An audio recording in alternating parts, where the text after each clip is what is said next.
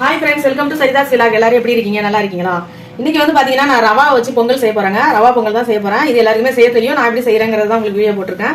இது வந்து பாத்தீங்கன்னா உங்களுக்கு வந்துட்டு ரவா வந்துட்டு ஒரு அளவு எடுத்துக்கிட்டீங்கன்னா அதுல வந்துட்டு ஒரு பாதி தான் வந்துட்டு நம்ம பாசி பருப்பு எடுக்கணும். இதை எடுத்திருக்கேன். அடுத்து வந்து பாத்தீங்கன்னா கருவேப்பிலை, முந்திரி பருப்பு, ஒரே ஒரு பச்சை மிளகாய், இஞ்சி கொஞ்சமா பொடியான இருக்கிறது, அளவுக்கு தகுந்த மாதிரி நீங்க இதெல்லாம் எடுத்துங்க.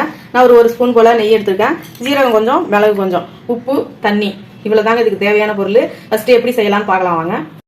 ஃபர்ஸ்ட் வந்து இந்த பாசி பருப்பை வந்து லைட்டா வறுத்துக்கலாங்க. லைட்டா வறுத்துக்கலாம், வாசமா இருக்கும். வறுத்து போட்டோம்னாக்கா வறுக்காம கூட போடலாம். ஆனா வறுத்து போட்டா கொஞ்சம் பொங்கல் கொஞ்சம் வாசமா இருக்கிற மாதிரி இருக்கும். லைட்டா வறுத்துக்கலாம்.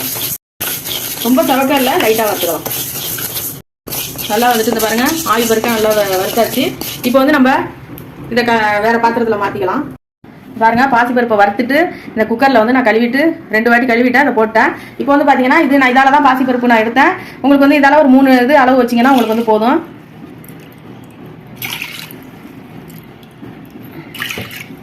ஓகேங்க, இப்போ நம்ம இதை வேக வச்சு எடுத்துட்டு வந்துடுறேன். இப்போ அதே கடாயில ஒரு ஸ்பூன் நெய் ஊற்றிங்க. ரவா வறுத்துக்கலாம்.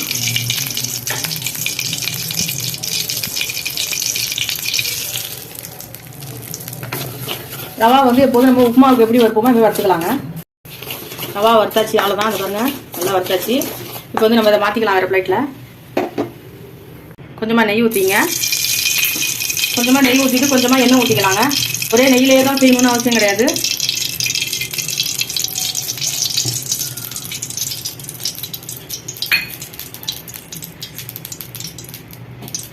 முந்திரி பருப்பு போட்டுக்கலாம்.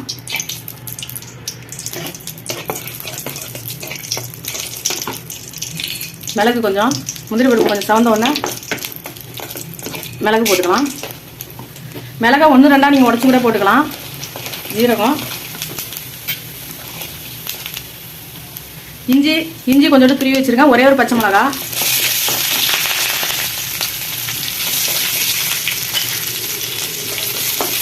கருவேப்பிலை,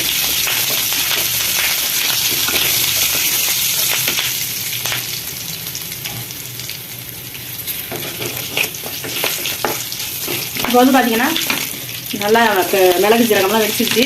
இப்போ எதால நம்ம வந்துட்டு அளவு ரவா எடுத்தோமோ அதே அளவால் நம்ம 1க்கு 2ன்னு ஊற்றிங்க அளவு.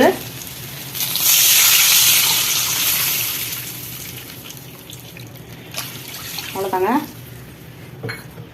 இப்போ தேவையான உப்பு போட்டுடலாம். உப்பு பாருங்க.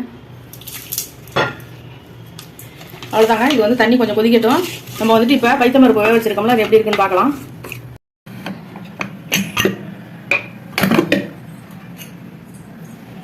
நல்லா வந்துச்சு பாருங்க, நல்லா வந்துச்சு. ஓகேங்க, இப்போ வந்து தண்ணி கொதிச்சோன்னா நம்ம அதுக்கப்புறம் இதை சேர்க்கலாம். தண்ணி கொதிச்சுங்க. இப்போ வந்து ரவாவை கொட்டிடலாம்.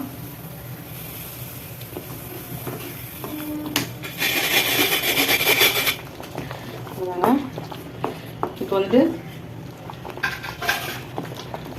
இந்த பாசி பயிரை நம்ம வேக வச்சு வச்சிருக்கோம்ல, அதையும் இதில் ஊற்றிடலாம். இப்போ வந்து நம்ம அப்படியே சிம்மில் வச்சு கொஞ்ச நேரம் அப்படியே நம்ம வந்துட்டு வேக வச்சிடலாங்க. சிம்மில் வச்சு மூடி வச்சிடலாம்.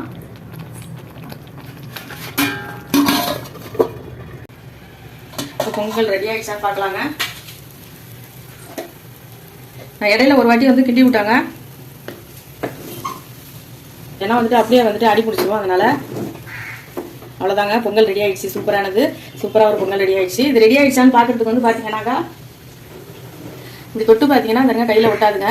தொட்டு பார்த்தா கையில் ஒட்டாது. இதுதான் வந்து ஸ்டேஜ். இது வந்து நம்ம நிறுத்திடலாம். இதுக்கு மேலே வந்து கடைசியாக கொஞ்சமாக வந்து நெய் ஊற்றிங்க. அப்போ வந்து நல்லா கொஞ்சம் உங்களுக்கு வந்து சூப்பராக பொங்கல் டேஸ்ட் வந்துட்டு அருமையாக இருக்கும். வேணா ஊற்றிக்கலாம். ஏற்கனவே நம்ம வந்து கொஞ்சம் ஊற்றிருக்கோம். உங்களுக்கு வேணா ஊற்றிக்கலாம், இல்லைன்னா வந்துட்டு நீங்கள் இது ஊற்ற தேவையில்லை. அவ்வளோதாங்க, ரெடி ஆயிடுச்சு. அருமையான ஒரு ரவா பொங்கல் ரெடி ஆயிடுச்சுங்க. தேங்காய் சட்னி தான் வச்சிருக்கேன். இது வந்து நீங்களும் ட்ரை பண்ணி பாருங்க.